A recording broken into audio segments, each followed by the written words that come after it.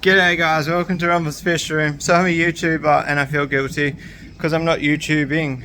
I'm trying to change a motor by myself, so I think I deserve a little bit of leeway for not YouTubing. I also don't know where my phone stand is. I do have a stand specifically for my phone, but that doesn't exist. Engine swapping. I put a second-hand rear main seal in it. This car, there's no oil leaks up top, so I'm not undoing a single bolt that relates to the overhead oil system. I might change the spark plugs, take that back. I've got to change the oil filter location. But I thought it had a leaky sump. Then I've got to take the sump off still. I might just do that in the car. It's on the hoist, and also if I leave the shit stump on there while we're transporting it, because it's going to get smashed on the ground. Anyway, second-hand rear main seal. It's only like 3 months old, but I don't even care about paying for one. I just can't be bothered going to the shop. Anyway, the point was I figured out the rear main seal was the leaky boy. Clutch is a bit how you going. I guess if like somebody was broke, I'd give it to them for free and they'd get by on their daily if they really wanted to. But I wouldn't go dropping it in a turbo car, that's for sure. So the flex plate. Alright, this is the bit where YouTubing makes it difficult. The flex plate has got some chattering on it, which sucks. It's a freshly machined flex plate. There you guys sit. You guys can sit there. Yeah, so I know this clutch slips at the top of like 4th gear, but I'm going to turn the boost down, and also I'm going to not sit at the top of 4th gear at 14 psi. The clutch was slipping because it was too much power for it, not because it was worn. So hopefully that goes alright. Once this motor goes in, the car is going to 8 psi. I don't care how easy YouTubers make it look.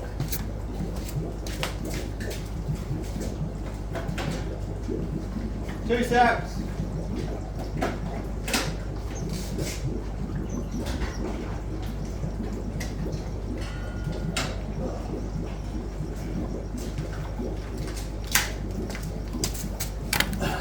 I don't care how easy YouTubers make it look. Swapping a bottom end out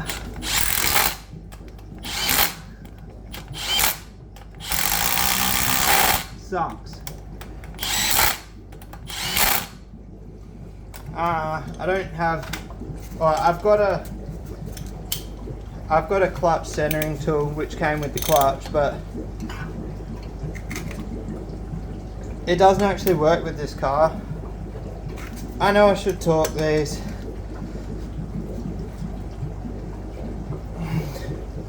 Get that on big jobs. Did I do that one?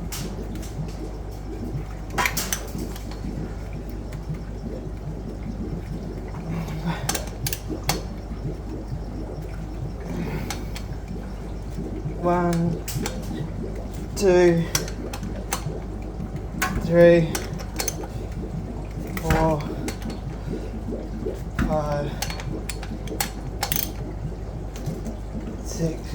Now, I know it's like, oh yeah, but YouTube makes all the content blowing up motors.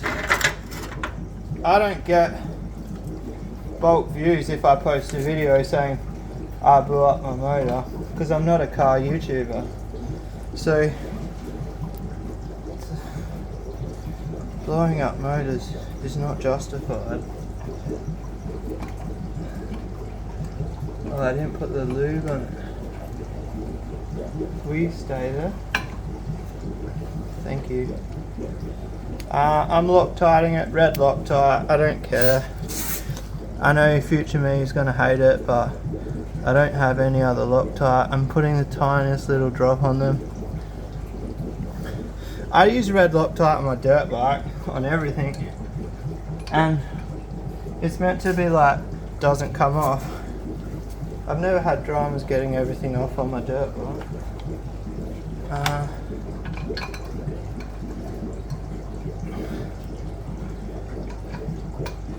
Let me know in the comments. I know there's some car people that watch.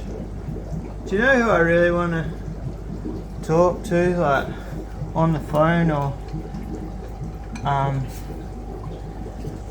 just like chinwag on Messenger or something? Aquatic Dreams. Don't you reckon, like, obviously he's TikTok and I'm YouTube, but don't you reckon our content is bloody similar?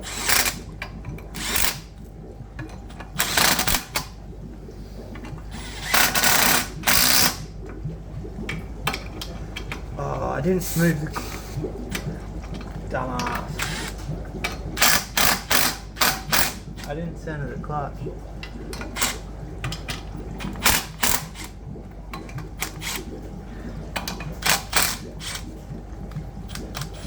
Rocks for brains. That's what we've got here.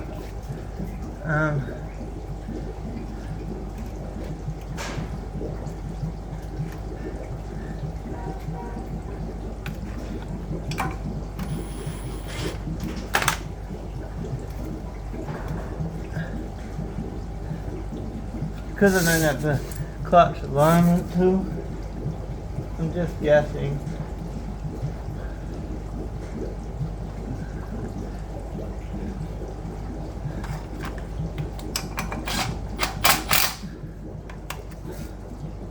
I guess I could like try slide the gearbox on while the clutch is loose, but that sounds like a fucking shit show every time.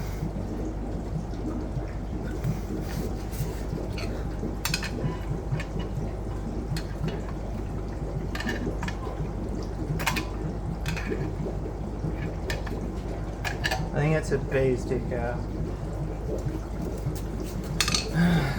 Let's just send it.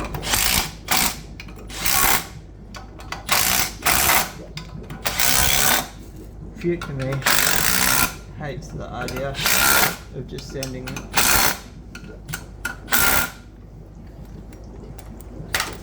Current me thinks it's a good idea.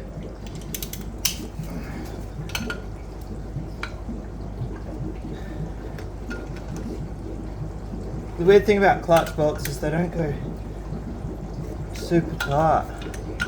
I'm not torquing them, but I torqued them like 3 months ago with my mate's torque wrench, so I kind of remember loosey-goosey on the clutch bolts. Oh, it's right bearing. I'm not cleaning the case. I can't remember what way this goes.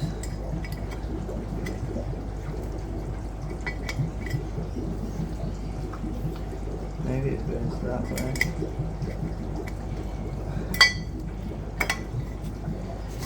You guys remember? Yeah, there's marks on the clutch fork. Oh, I should really use the other gearbox.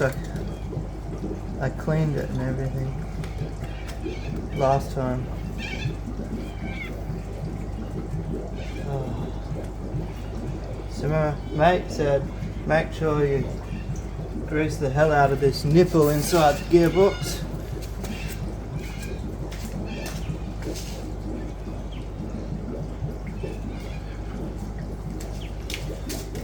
I don't know if you guys can see the gearbox. I'll show you. So if you got a squeaky clutch, my mate reckons it's always that little ball that I just was pointing the camera at. So He reckons that you always plenty of grease on there. It comes with grease and we put that on there, and he said to put even more on. So we put more on. Where's the motor? Is that the motor? Why are you guys focused in? Oh no, motor's over there. You ready to watch me struggle? It's sitting on a scissor jack and a jack stand.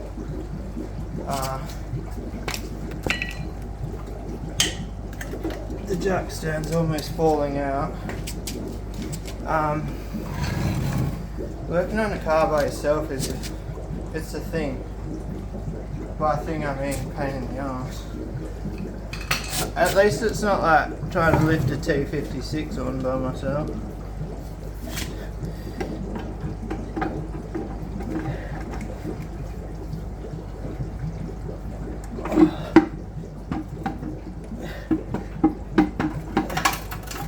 What was that noise?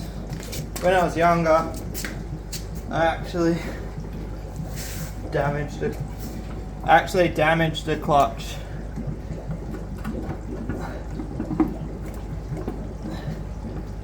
Trying to get it on.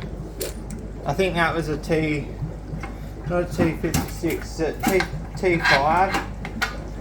What's the one under T56? I'm pretty sure it's T5. Oh, if I get this bolt in, I'll kiss you all.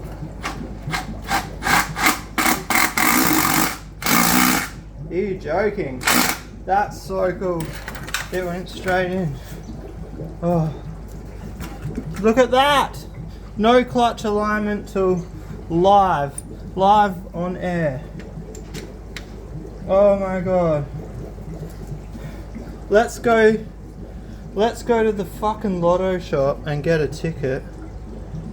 Holy shit. Holy shit. Oh, by myself. Oh.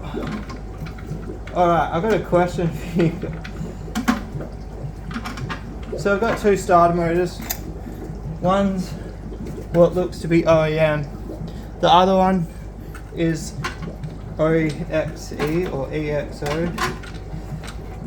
Which one would you put on the car?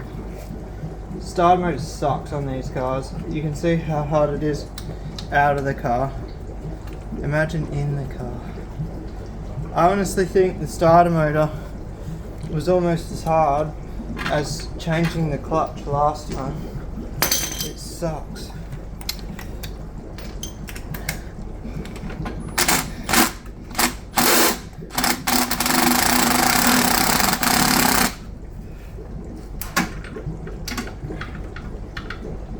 Better get the second bolt in.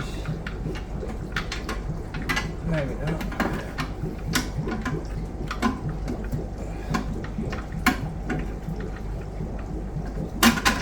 Oh, so close. So the other starter motor cost me a fortune.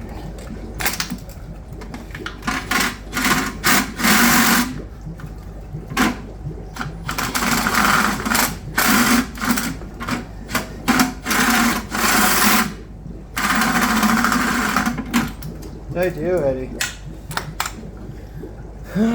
Starter motor bolt, not playing cricket.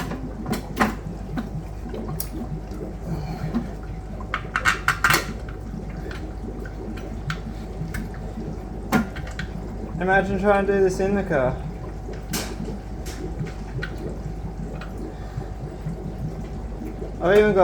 I definitely got the right bolt because there we go. I stacked them in order. I don't trust my memory. So the bolts go in order on the ground. Need the breaker bar for these, not because I want them that tight, just because the ratchet doesn't fit.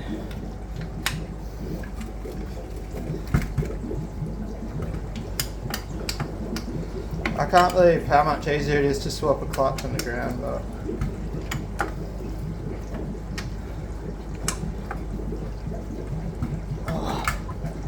It's almost ready to go in, guys.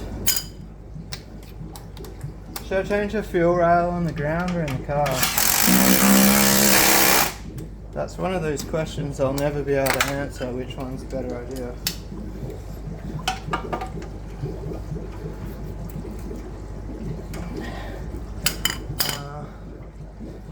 The best thing is, I left all the bracketry on the bolts because I was working on it just then, like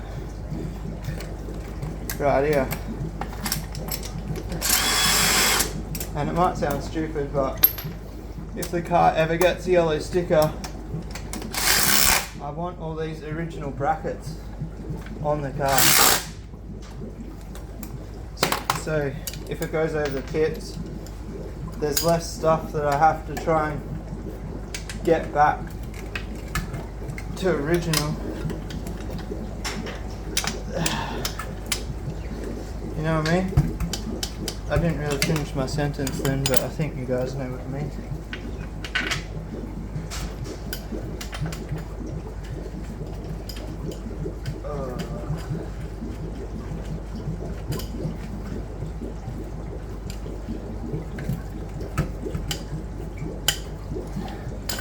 I didn't Loctite any of those bolts. I don't think I care.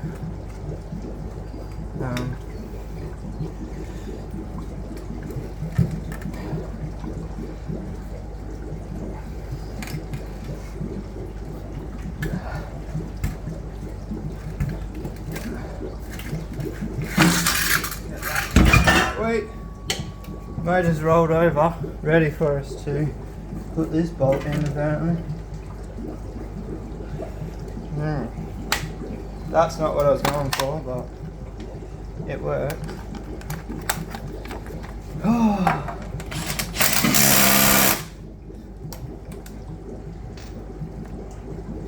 Where's the little baby one? Next to my boot. I got a snake in my boot. I hope I put everything together right, guys. I've got to admit, I probably wasn't paying as much attention filming than I would have if I was just doing. Oh, what do you reckon?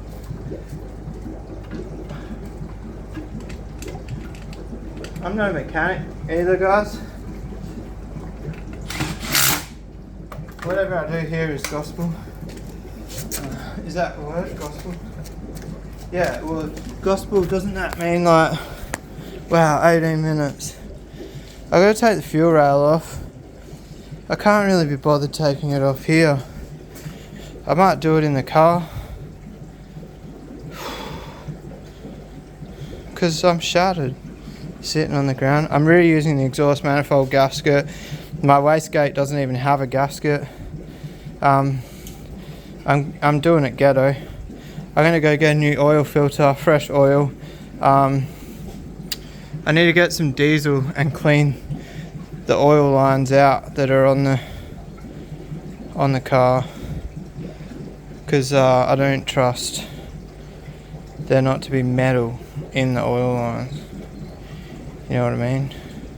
There's a factory oil relocation kit you can get. Guy in Perth selling one, but he wants $250, and it replaces that piece of shit eBay thing there. I might wrap it up, guys. Can you see the sweat dripping down my glasses? I have a love-hate relationship with working on cars. Right this second I hate it. No, I don't. You know what's awesome about the starlet? It's small and it seems effortless to work on it, like sweaty, but if you've worked on a Gemini